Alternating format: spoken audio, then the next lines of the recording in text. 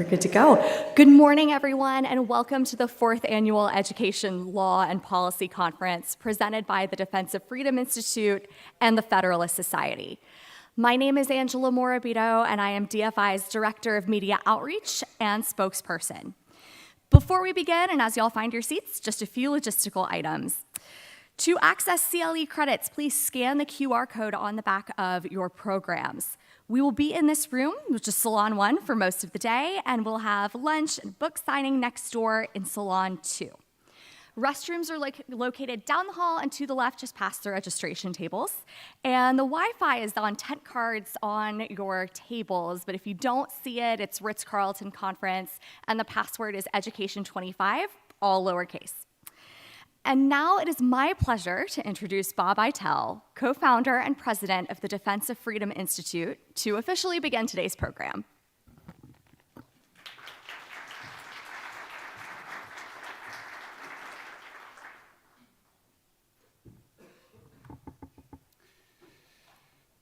Good morning, all. I'm Bob Eitel, president and co-founder of the Defense of Freedom Institute, and it's my privilege to welcome you to the 2025 Education, Law, and Policy Conference co-hosted by DFI and the Federalist Society. First off, I'd like to thank Dean Reuter, Nathan Kaczmarek, and the rest of the Federalist Society staff for their agreement to co-sponsor this conference and for their close and easy cooperation in putting on this event. They've been a pleasure to deal with, and I hope we've been the same. We greatly appreciate their partnership and their recognition that today's discussions will contribute to the ongoing legal and policy debates in American education and civil rights matters in our schools, colleges, and universities. Today's convening marks our 4th conference, but for all of us, today's conference hits a bit differently than our prior meetings, because we're coming together at a pivotal moment, not just in education, but for civil society as a whole. All of us are in shock at the murder of Charlie Kirk, a fearless advocate for free speech and the free exchange of ideas, especially on college campuses. We need to be very frank about why Charlie was murdered. He was killed for speaking, for engaging in political debate, for arguing a certain point of view, here a conservative point of view, with which his assassin disagreed. For many, Charlie was a walking, talking testament to civic virtue and the foundational role played by free speech, free inquiry, and open debate in a constitutional republic. His approach was to travel to college campuses and ask anyone in his audience to ask him a question that reflected an opposing point of view. He then explained why the questioner was wrong on the issue, hoping to convince his interrogator, or probably more likely the audience itself, that he or she was wrong. This was all the more remarkable considering that he did this while facing the hurricane headwinds of campus illiberalism, at a time when cancel culture has been all the rage in higher education, and when conservative activists have not been welcome on many college campuses. Yet, through his work over the years, it can be easily argued that he still changed people's minds, not through violence and abuse, but through persuasion and argument.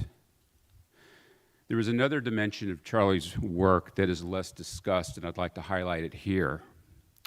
It's not just what Charlie did, persuading through debate and argument, but how he did it. He did it with grace. He did it with grace toward his opponents. It's not to say he wasn't forceful or aggressive or earnest, and occasionally caused embarrassment to his interrogator. But at the end of the day, it was respectful disagreement. So I can think of no better way to honor Charlie's life and those like him than by engaging in the free and open debate and respectful disagreement that has long been so championed by him and groups like the Federalist Society. So today, our panelists and speakers will engage to do just that: question, discuss, disagree, debate, opine, and convince those with whom they disagree respectfully and with grace. Since these conferences started, due to the efforts of many of the people in this room and many of the people watching on the live stream, we have seen tremendous developments in education law and policy. The overturning of the Biden administration's notorious Title IX regulations and student loan cancellation rules, the pushback against gender ideology and DEI in schools, a pivotal presidential election, and the start of Secretary of Education Linda McMahon's tenure, which has taken aggressive steps to return control over K-12 to the states, to purge gender ideology and DEI from federally funded education programs, and to push back on and to push forward on groundbreaking reforms in the federal student loan program. And I got to tell you, I think this conference has done a pretty good job of anticipating and perhaps furthering these trends and developments. At our first conference in 2022, we raised the question as to what role, if any, should there be for the U.S. Department of Education. In 2023, we explored the impact of organized labor on K-12 education and the regulatory overreach by the executive branch in schools and colleges. Last year, we asked whether we were on the verge of a new civil rights agenda in education. Today's conference, our fourth, is the first to take place since the 2024 elections. Those who have questioned the progressive policies of prior administrations, including many of you here today, are now charged with the responsibility of governing, and to do so in a way that matches our principles, meets the moment, and creates a lasting positive impact on America's students and families.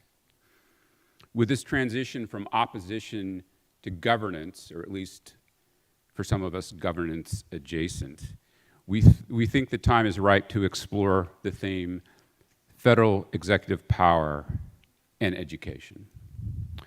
So the question that is in our minds now that the conservatives have federal executive power is how and to what ends should this power be wielded?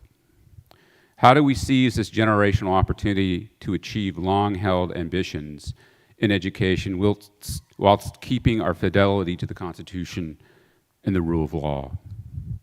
What has the administration gotten right or not? We'll begin by hearing from Secretary of Education Linda McMahon, who has passionately advocated for returning full control over K-12 education to the states while maintaining a strong role for the federal government in civil rights enforcement. Our first panel today, an armchair discussion, our first plenary session panel after the armchair conversation with Secretary McMahon will be a panel that discusses whether there is a need for a new law school accreditation agency, and if so, the obstacles facing such a venture, including the role that the federal government might have in such an effort. At lunch, we'll hear from Paul Clement, former Solicitor General of the United States, one of the finest Supreme Court advocates in the nation, an attorney known for keeping his principles whatever the cost. We'll hear a spirited debate thereafter about immigration enforcement actions in education, and we'll conclude the day with a panel that will discuss what tensions, if any, may exist between eradicating campus anti-Semitism and ensuring campus free speech. So let's get things started. First up is the armchair conversation with Secretary McMahon, which will be conducted by Marissa Schultz, news editor of the Washington Examiner. I'm delighted to introduce them today. Secretary McMahon was appointed by President Donald J. Trump and serves as the 13th U.S. Secretary of Education. A businesswoman, education policy leader, and public servant, she has decades of experience in job creation and expanding educational opportunities. Born in North Carolina, Secretary McMahon earned a bachelor's degree in French from East Carolina University, initially aspiring to be a teacher. She later served on the Connecticut State Board of Education and the Board of Trustees at Sacred Heart University.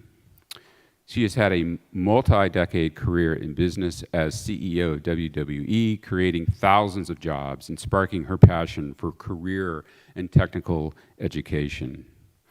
Under the first Trump administration, she served as administrator of the Small Business Administration and later chaired the America First Policy Institute, where she focused on reforms to education and workforce policy.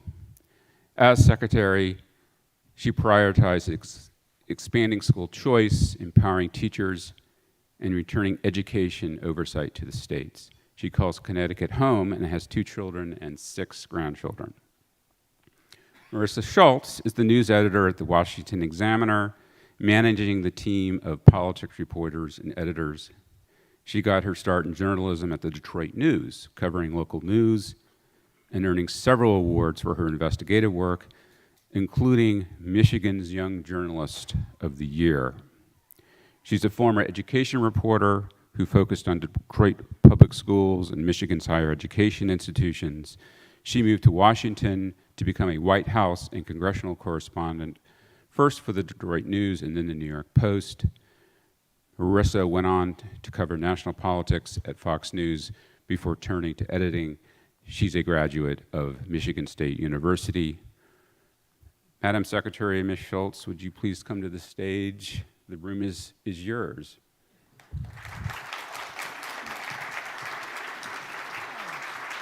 Oh, here this one. This seat, you're going to go to the far seat? Yes. Okay, wait a second.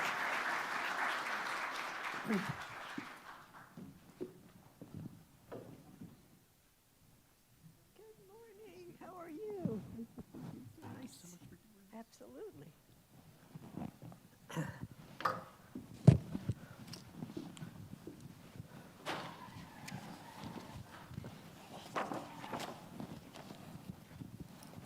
So formal. Morning, everybody. And very much in the spotlight. Well, first off, thank you all for joining us, and thank you especially, Madam Secretary, for being here. It's such an honor, and I appreciate the opportunity to ask you some questions today. I think for starters, just given the gravity of the news that happened this past week, I wanted to start off talking to you about Charlie Kirk. It's hard to believe that he was shot on a college campus in broad daylight, speaking his mind and exercising his right to free speech. There's been so many conversations in the week since about how do you move forward, and is this really a turning point in dialogue? And I think there's concern on college campuses right now as well of just security and safety, and whether you should have these high-profile speakers if there is a risk of violence.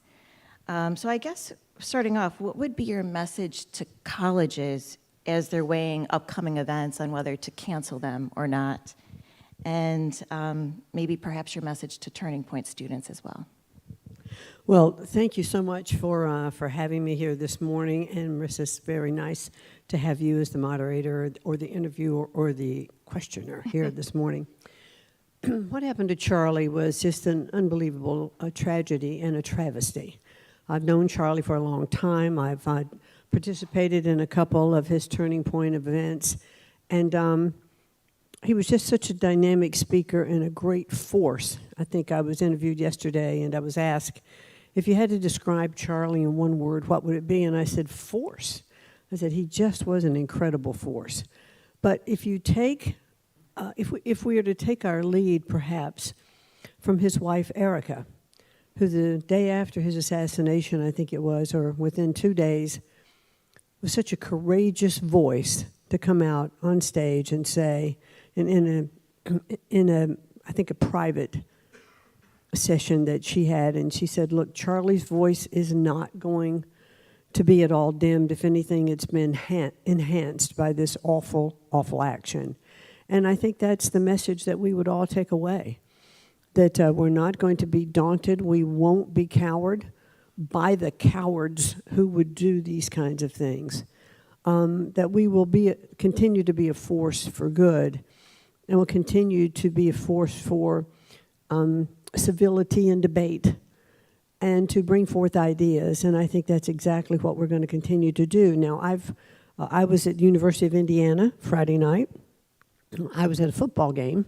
I wasn't speaking, and I wasn't part of the ceremony or anything, but I can tell you that that university has taken very strict measures relative to its security, but they were the same measures that were in place year before and the year before that when I went to these games. They do have very strict protocols, and I think most universities do. I'm so incredibly sorry that there was not a different security, for Charlie, but who would ever have imagined that sitting outside in Utah on this beautiful day that there would be a deranged individual who would have it as his intent to assassinate Charlie Kirk. So I do think universities have to be careful. I do think precautions have to be taken. The president has asked for increased security, I think, for cabinet and for staff, and has actually encouraged Congress to increase their own security.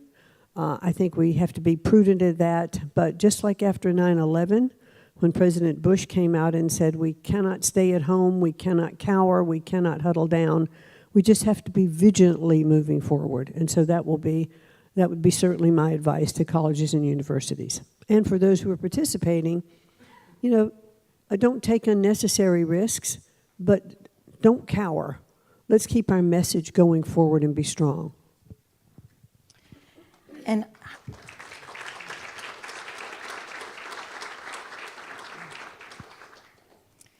I think that's a very good point. And how do you think the climate on college campuses, as you see it, perhaps contributed to his death? Wow, I really don't know that if it's the climate on college campuses. I do think that in our discourse that we're having, when Charlie always talked about making sure that our ideas were exchanged, that debate was open, and he was often aggressive in his debate. Excuse me. But he was always very polite. He didn't ever, insult anyone. He challenged them. He made them speak about what they were thinking and offered his ideas. And I think that's what we have to look for. Our debates have to be civil. But as we have seen on college campuses, anti-Semitism riots and the things that are happening, I do think that we have created an atmosphere not just relative to Charlie, but on college campuses where students do not feel safe. It's one of the things that I've recently challenged universities on, is to make sure that they do have proper procedures in place for the protection of their students so that they feel safe. Anti-Semitism was a clear demonstration to us of some of the hatred that is on campus. And I was asked, after we challenged some of the universities, are you really trying to shut down free speech? Absolutely not. First Amendment right has to be strong and as robust in our country as ever before. But there is a time, place, and manner for protest and civil protest on campuses. And that's what we've challenged colleges to do and universities to do. Make sure that you have broad diversity of views on campus, that each side can be represented, that no side can be shut down, because if you shut down the speech of one side to allow the freedom of speech for another, you have actually compromised the entire principle, and that we cannot have. I wanted to ask you perhaps a delicate question, and it has to do with transgender issues, which have been part of some of the recent campus shootings. First in Nashville, Tennessee, where 6 people were killed at the Covenant Christian School. More recently in Minneapolis, where 2 children were killed at a Catholic school. The shooters in those cases were ID'd as transgender, and then most recently with this Charlie Kirk assassination, the suspect, according to authorities, was living with someone, his partner was transitioning. Do you see a connection between the transgender movement and school violence? I really don't know. I think there's a lot more to be discovered, a lot more investigation to be found out relative to that. We don't know that transgender individuals that may be taking, different kinds of drugs during that process? Does that have any kind of an effect on them? I think it would be way too premature for me at this particular point to say, yes, there's a definite correlation. I think we need to know a lot more. Just announced, I think today or maybe it was last night, that your department is looking into a patriotic education initiative, which perhaps dovetails with this conversation as well, where you would be steering grant money to schools that prioritize patriotic teachings and the role of religious faith in the founding of the United States. I'm wondering if you could just tell us a little bit more about that and how much grant money could be at stake. Well, I don't know the exact amount of the grant money at this particular point because they'll be part of, different grants that might go out. But I think clearly we want to emphasize our civic education in our country. Recently I saw a statistic that 41% of students 18 to 29 years old, only 41%, say that they love America. And that means the balance doesn't love America. And why don't they love America? Why aren't they proud to be Americans? It's because they don't know America. They don't know the foundations. They don't know the real history of our country. And I think it is incumbent upon us to return civics to all of our schools from, elementary all the way through high school and higher ed. I think it's really important that we teach respect for our flag, that we teach respect for our country. I mean, when you have high school students that don't know, what the three departments of our government are, for heaven's sakes. They don't know even that you have to register to vote in different states. I mean, it is appalling, the lack of knowledge that many of our students have. And so one of my initiatives is to make sure that patriotic education, even though Department of Education does not control curriculum, we don't hire teachers, we don't buy books, we don't do any of that, but let's encourage, if we can, that our schools throughout the nation and those who are applying for grants would understand that they will have, some portion of understanding that this might be something that I would consider to be very beneficial for them in the grant awarding process. So you could get some bonus points or et cetera, or have some priority if you're looking at patriotic education. The theme for this conference is federal executive power in education, and I couldn't think of a more fitting guest than yourself for this. When you were sworn in to become the 13th Secretary of Education in March, if you and President Trump have your way, you could potentially be the last Secretary of Education. You've been leading an effort to decommission the federal department and transfer money to the state level.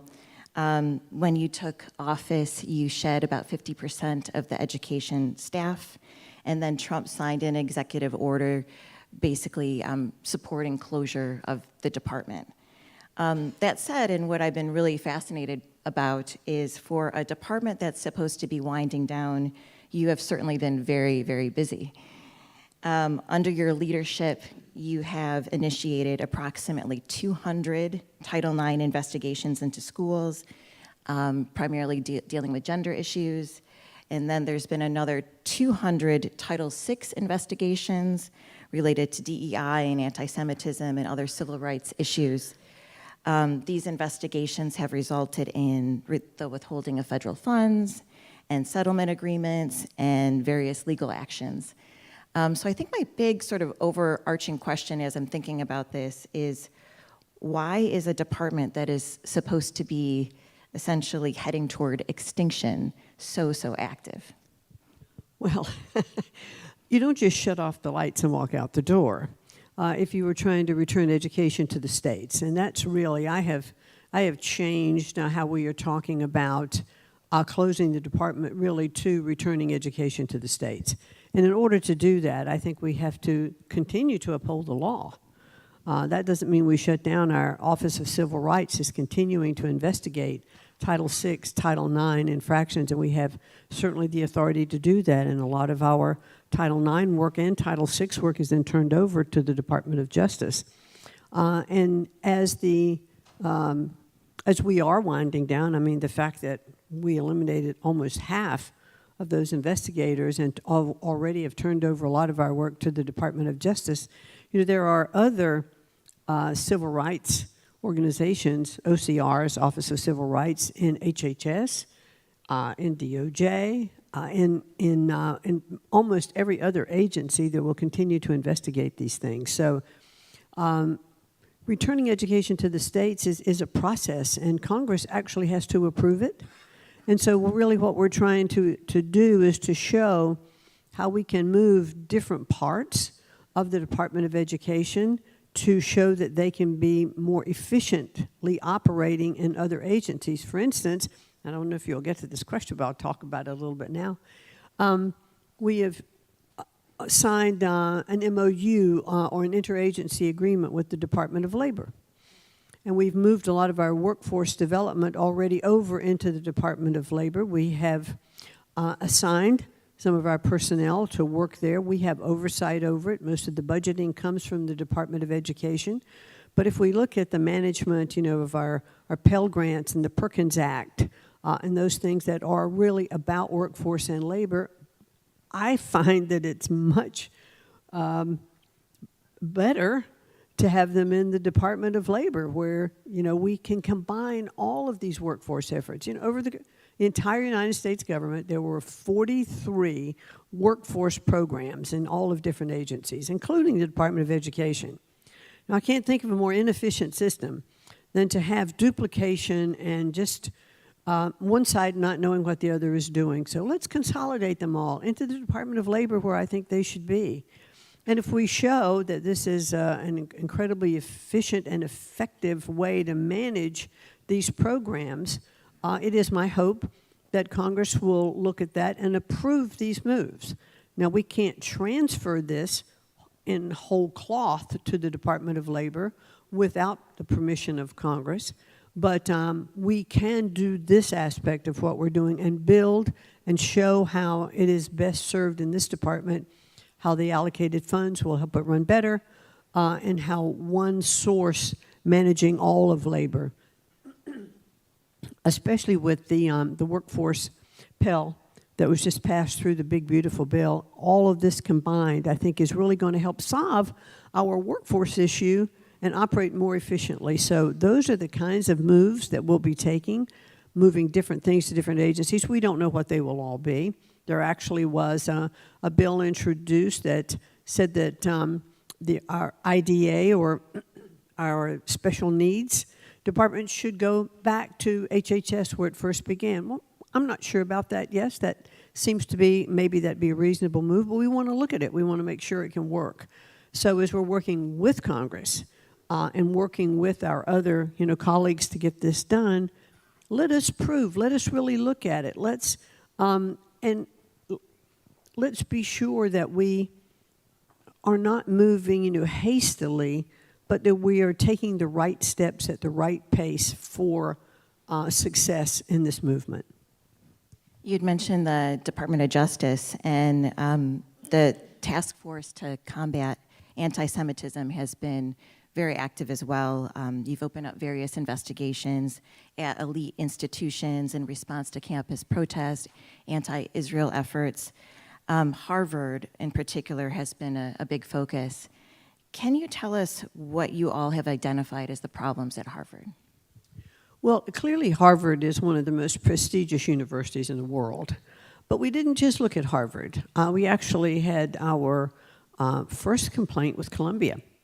But I think it was much more evident in recent media coverage with Harvard when you saw students that were locked in a library and other students pounding outside on the glass of the library.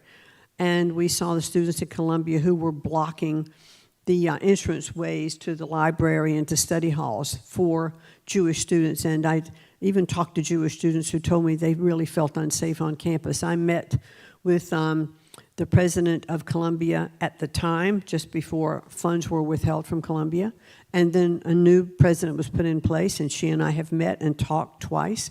We eventually reached an agreement with Columbia. They will pay a fine back to the United States government.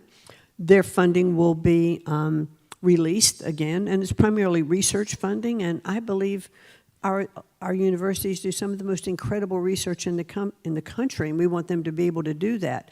But they have to abide by the law. They have to abide by Title VI. They have to abide by Title IX. They have to be worthy to receive the funds that they are receiving from the United States government. So Harvard was one of in that first group that we looked at. Harvard had some of the same violations of anti-Semitism. Theirs were a little bit older, if you will. They weren't quite so much in the news, but they had encampments. They still are not hiring on merit. As a matter of fact, there was a lawsuit, students v. Harvard, that the courts ruled on, that Harvard was not hiring via merit, or that their admissions policies was based on merit, but they had race quotas for coming in, and so Harvard has to abide by those laws, and they were not. So we're still in the throes of negotiating with Harvard. They filed a lawsuit. They won the first round, and they actually, one of the things they were claiming was that we were, the steps that we were asking them would violate First Amendment rights. And that's just not true. I think that we have a really good case against Harvard. I think we'll appeal. But Harvard has already started to put in place some of the things we wanted them to do. They reassessed their Middle East policies. They actually fired a couple of their professors. They are looking at having safe measures on campus. And so without even admitting any guilt in any way, they have started to change their policies. And that's the ultimate goal of our investigation, of making sure that things are proper on campus. It's not to be punitive. That's really not the goal. The goal is to make them change their policies and practices, and if they are not in compliance with the law, then surely we're going to insist that they are, or they won't receive federal funding. You had mentioned the legal action, and a federal judge in Boston had intervened on that Harvard case and said you should start reversing the $2.3 billion in cuts to Harvard, and the judge said the Trump administration was using anti-Semitism as a smokescreen.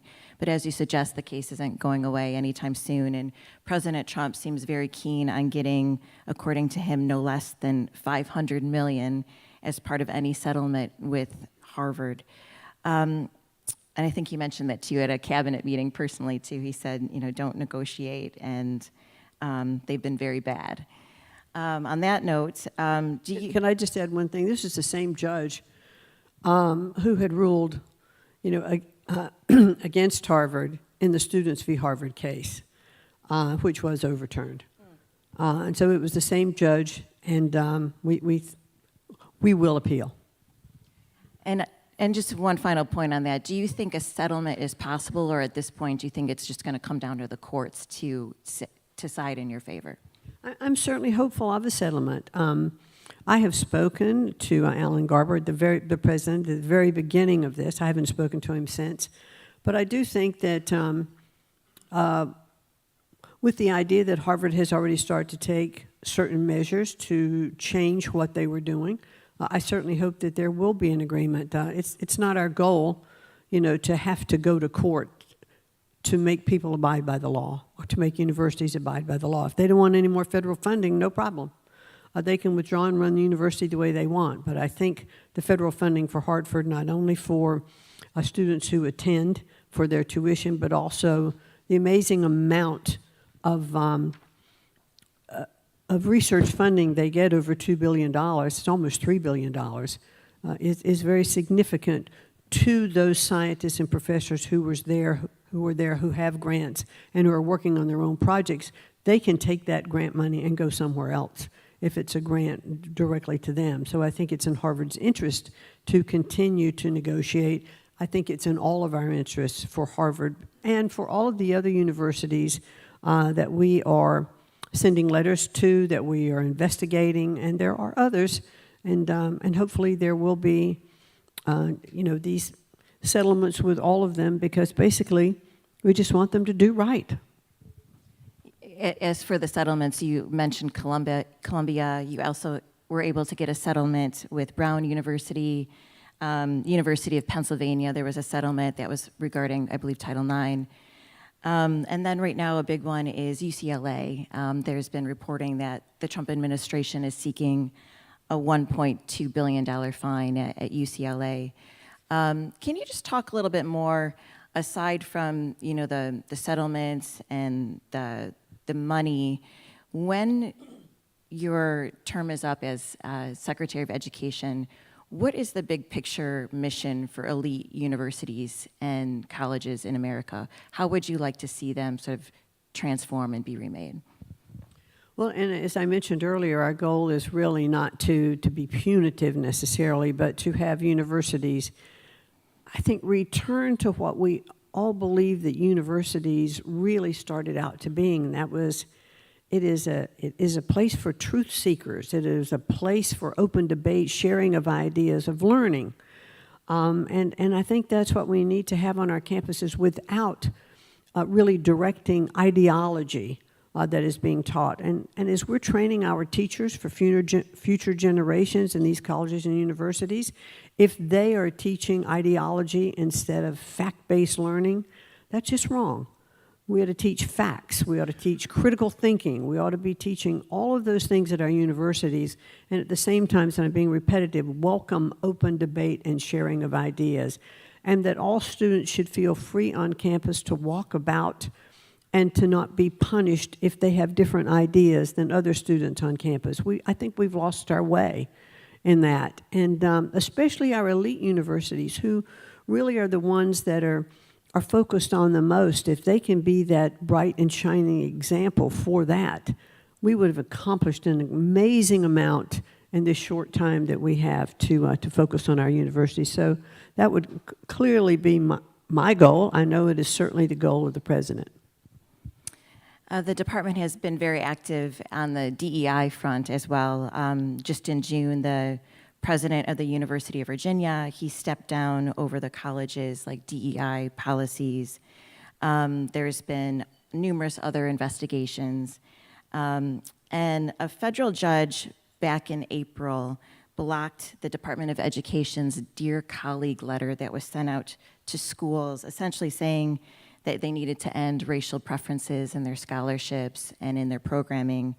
And I believe the judge in that case also said you needed to end that DEI portal, which was asking for submissions of discrimination so you all can investigate. Based on that lower court decision that happened in Maryland, is your understanding right now that race-based scholarships at U.S. schools are currently okay? They can proceed with those? Well, that's really ongoing, and so we're going to continue, to fight for that, fight against that, because I don't believe that race-based scholarships, and I think when we look back at the Harvard decision, the Students v. Harvard, that clearly that decision said, that your admissions policy has to be based on merit and not on race, and that's what we're going to stick to. And you mentioned this diversity in viewpoint versus diversity based on skin color or gender. How do you intend to sort of enforce that diversity of viewpoint with these settlement agreements? What does that look like to you? Well, it actually is written into some of the settlement agreements. There is that DEI is not part of the university policy. In terms of the viewpoint part of it, where colleges could maybe welcome people with more conservative viewpoints, either in their faculty or on campus, what does that look like to you? Well, I can tell you, the Harvard Crimson even published a stat. I'm so sorry. Allergies this season are so terrible. I apologize. But the Harvard Crimson published a stat that said only 3% of its faculty were conservative. And I certainly don't think that's a diversity of viewpoint. And as we look at, how they are teaching their classes, what kind of conversations are they having? Are they teaching ideology? And if one class, is favoring one way, there certainly should be a balance so that students really do get balanced opinions. And as I said before, let's teach facts. Let's don't teach ideology. Another area that you have been very active in is the Title IX investigations. about 200 Title IX investigations currently under your administration. These are often related to transgender issues and locker rooms and bathrooms and whatnot. I wanted to ask you about a case that's right here in our backyard with these 5 Northern Virginia school districts. And they were deemed to be high risk because they were found to be in violation of Title IX for allowing transgender students to use bathrooms and locker rooms of their choice. And federal funding has now gone into this sort of reimbursement status with tens of millions of dollars on the line. Senator Tim Kaine and Mark Warner, the 2 senators from Virginia, not surprisingly, are not happy about this. And they've written you a letter, and they've been asking for the money back, essentially. And they're saying that Title IX is being used as a pretext for political retribution. And they're saying that these punitive actions run counter to your stated goal of promoting parent choice and local control. And I think the crux of their argument is that these 5 Virginia school districts have locally elected school boards who are accountable to voters, and those people made choices about how they want to treat the bathroom situation. So is the Department of Education trying to micromanage local policies as these senators suggest? Well, I wish the senators could have been in my office about 2 weeks ago when I had parents from some from these 5 districts in Northern Virginia. One was a father of a son who was in the locker room, and there was a girl who was transgendering to be a male. And this is kind of the opposite of what you hear most of the time. These boys were very uncomfortable with this girl in their locker room changing, and they reported it. Those 5 boys were expelled from school.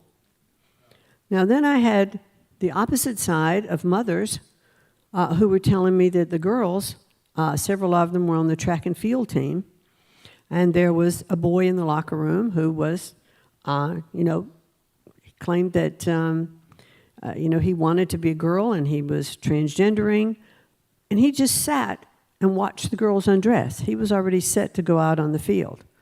The girls were incredibly uncomfortable in that situation.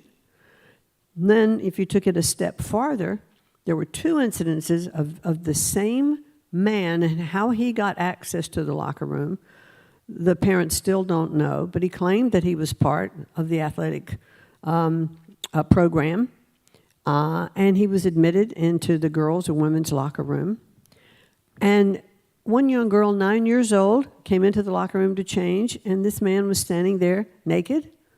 She was frightened to death, and she ran outside. Another one at another time, same thing, came in. She ran into the bathroom in the locker room and finally waited because she felt trapped and afraid. And then she ran out, and as it turned out, this man was actually a convicted sex offender, and he was just free and was in these locker rooms. These are the situations in these 5 schools that became so prominent and brought to us that we then made the decision that we made to sue. And I'm going to stick by that because Al can tell you, it is just simply common sense to me as a mother and a grandmother. I can't imagine, and the mother broke down in tears that was talking about this young 9-year-old girl who was literally very frightened. Understandably, I think, when she went into the locker room. There's just no room for that. I do believe that men are men and women are women, and I think the President's executive order was very clear about that, and so that is the rule that we are upholding as part of the Department of Education.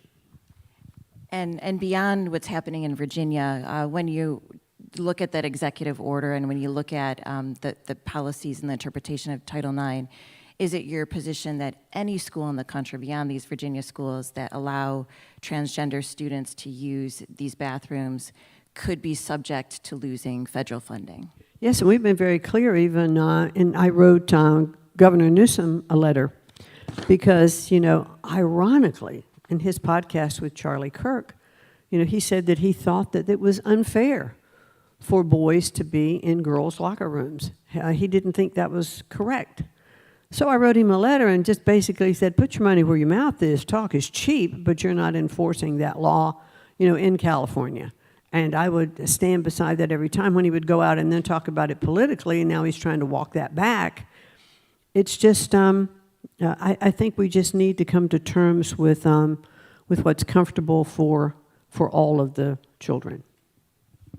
Beyond the executive actions, and there's been so many of them, there's actually been a lot on the education front when it comes to Congress. And in particular, the one big beautiful bill that was passed and signed into law this summer.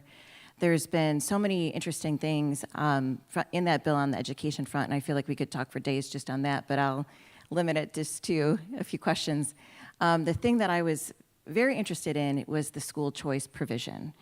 Under the law tucked into this, and I don't think it's really gotten a ton of attention, to be honest with you. It's this first of its kind federal tax credit scholarship that that's open to all sort of education settings beginning in 2027. And people will be able to claim dollar for dollar a federal tax credit for donations to education nonprofit groups. But there is a bit of a glitch in this legislation in that there's an opt-in provision. So governors will have to choose whether the students and parents in their states will have access to this scholarship. Are you concerned with this, that this could set up a system where red states opt into this federal tax credit scholarship program, but blue states do not? Well, I'm not particularly concerned that would be the case, but I think, wow, if I were living in a state and I was a parent and I had an opportunity then to have school choice for my student, and I knew that the only way that my student was going to be able to succeed or have a better opportunity to succeed would be to get this scholarship that would then be available from an approved 501c3 organization, and my governor wouldn't opt in for that plan, I might wonder, why would that be? Why would my child not be provided that opportunity? Now, it's a $5 billion cap, in the legislation, and governors do have to opt into it. But it is an opportunity for individuals to donate up to $1,700 and get a $1 for $1 tax credit for that $1,700. They put that money into an approved 501c3 organization, qualified organization, that then can take money and give scholarships to students and allow them to have school choice. I just think that's an incredibly great plan to give this school choice opportunity. I can tell you the president is so supportive of school choice. He doesn't believe that any child should be trapped in a failing school. Now, failing school can be, a school that's unsafe, a school that child cannot, advance through its, through the educational programs of that school. But when parents have choice to move their child to a different school, I'm a strong supporter, as you might imagine, of school choice, and so I think this is a wonderful program, and I would like to see governors across the country opt in to this program. But it'll be their choice. And if they don't opt in, then the voters in their state can decide whether or not they want them to continue in their position. You've recently spoken about what you see as a broken higher education system and how traditional colleges have delivered delusionment for millions of students. In a speech, I believe, at Hillsdale, you talked about the administrative blow at colleges and the need for degree programs to deliver a clear return on investment. At the same time, you've been a champion of vocational work, as you mentioned. There's been a trend of late where two-year public colleges that focus on vocational and trade programs are seeing significant growth, and they're outpacing that of the traditional four-year institutions. The One Big Beautiful Bill does something significant to advance that, as you noted, creating this workforce Pell Grant program that will start in 2026. Can you explain your vision for this expanded trade program, and are they the answer to what you see as a broken four-year degree system? I could probably spend the rest of the day talking just about this.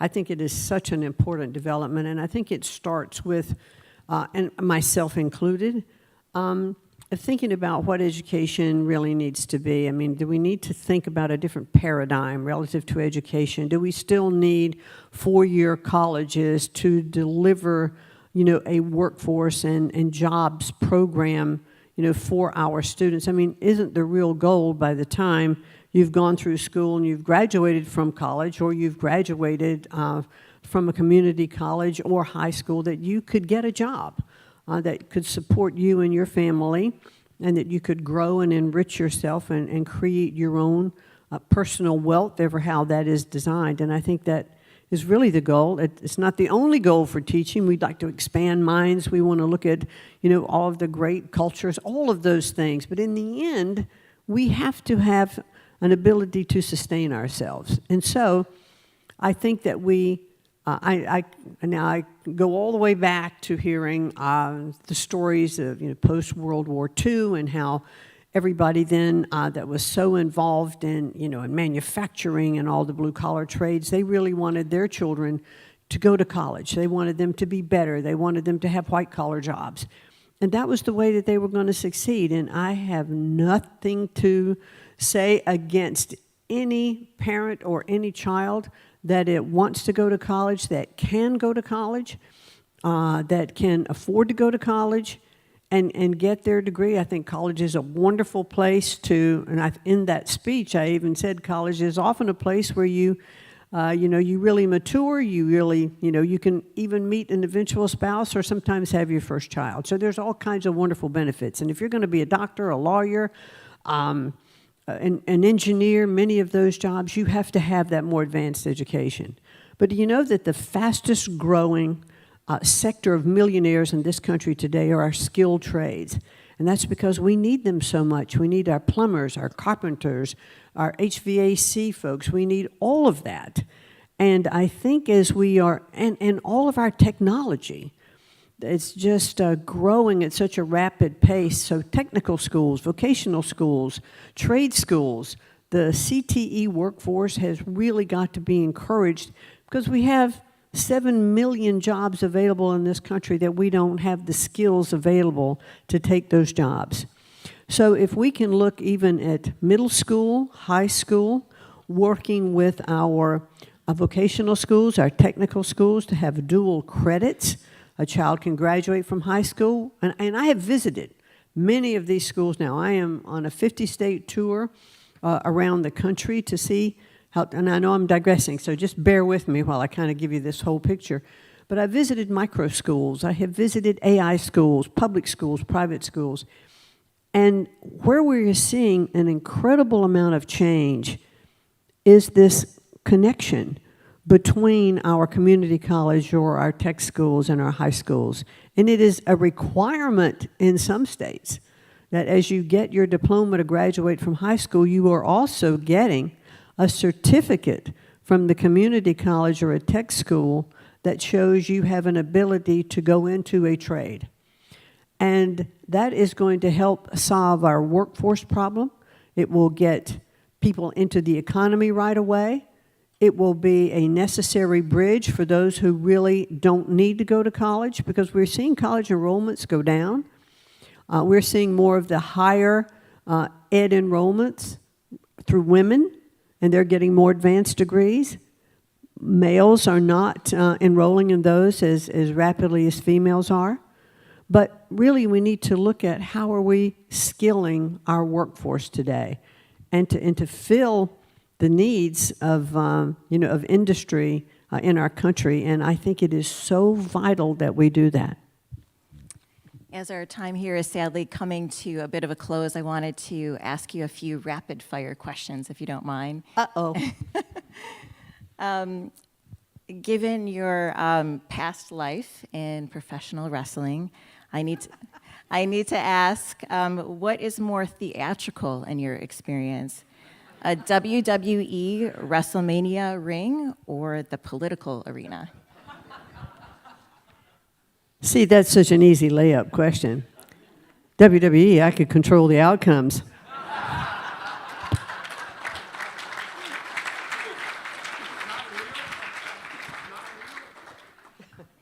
Very good. And then you also served in the first Trump administration. What are you finding is the biggest difference between Trump 1.0 and Trump 2.0? Well, I really believe that the president, with the 4-year gap, we'll call it his gap years before he came back for the second term, had such a clear idea of the policy, you know, that he wanted to affect. He started a lot of it in his first administration. I mean, you know, the Tax Cut Act that he put through in the first administration, workforce and tax cut plan, was just, now that's been renewed, and thank goodness, but he knew that was going to work. The economy was on such a good plan, you know, when COVID hit. But I think he really had a very, very clear idea and a better idea of how to work with Congress and how to make and how to push things through, a better idea of the organization of the White House. And therefore, all of the agencies then, I think, were organized much better. And I can tell you that this maybe is a little pat on the back, I don't really mean it to be, but during the transition process of selecting the cabinet members and ambassadors and all of the people that would be serving as political appointees, the amount of thought that was given to that, and this cabinet, and I'm proud to serve in it. The first cabinet was really good, because I was there too, but this cabinet, we all know each other. 7 of us came from the America First Policy Institute, that we all worked on a lot of the policy that then came into the second administration. We are collaborative. We work together to push policy through. I mean, on this project that I'm working on with labor, not only did the Department of Education signed an MOU with labor, but so did SBA, the Small Business Administration, and Administrator Loeffler, and Secretary DeRaymer and I. We are going to do some traveling together to talk to different universities. So I think the collaborative aspect and just a very, very clear vision of where the president wants to go has really been an incredible difference. And then you and President Trump have been pushing to get the presidential fitness test back in schools. If there were a Trump administration challenge, what cabinet secretary do you think would score the best on the presidential fitness test? Well, I'd have to take myself out of that, first of all, because, you know, I couldn't really say I could do it. But all of the push-ups and pull-ups and all of that, all I can tell you, we saw, you know, the Secretary of War, Pete Hegseth, was very accomplished, and I think he stays incredibly fit. But it's a pretty fit cabinet. I'm not sure we could all pass that test, though. But we should work and strive to do it every day. Just to be healthy and fit is really it's the president's message. That we should have a healthy mind and a healthy body. I mean, the old Greek axiom, and I think that still works today. And he wants, you know, through MAHA, to make sure that we're eating healthy, that we're getting, you know, a lot of the preservatives and drugs and all of that out of our food. And the Secretary of Agriculture is working in combination with that. So this is a full-on measure to improve, I think, the life and quality here, you know, in America for education and for our general well-being. And so I applaud all of his efforts in doing that.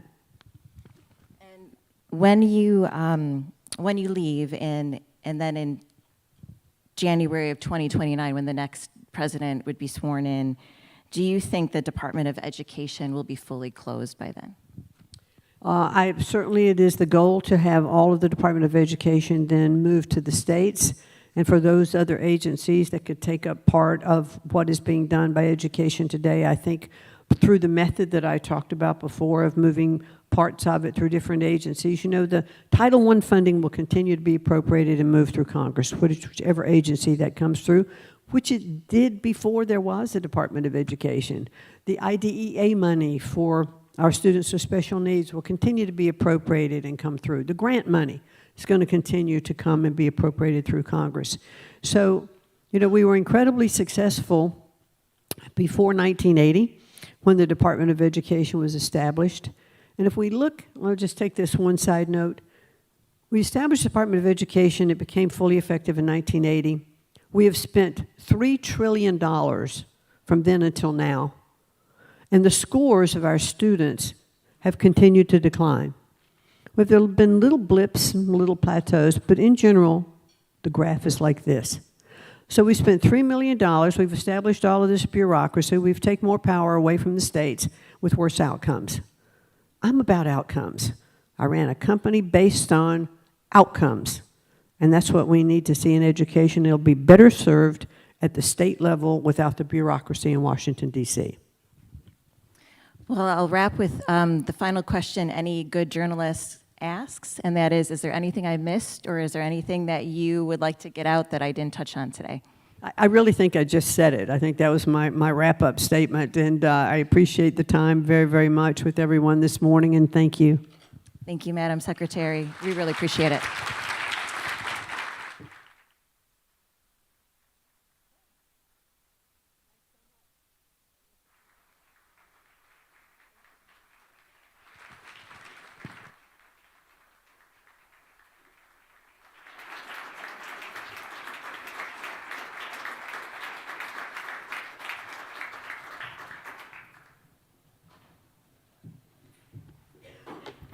Another big thank you to Education Secretary McMahon and Marissa Schultz for a very engaging conversation to start off our day.